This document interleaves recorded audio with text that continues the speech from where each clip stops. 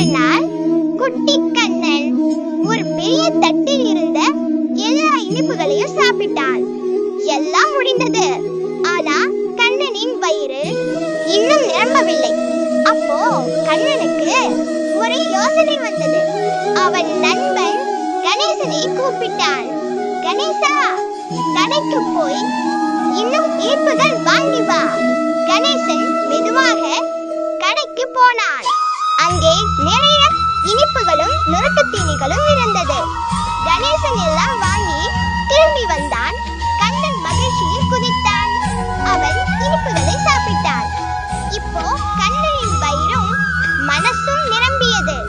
கண்ணன் சிரித்துக்கொண்டே கணேசனை கட்டிப்பிடித்தான். நன்றி கணேசா. குட்டி கண்ணனும் கணேசனின் இனிப்பு கதைகள் உங்களுக்கு பிடிச்சிருந்தா யூடியூபை சப்ஸ்கிரைப் பண்ணுங்க.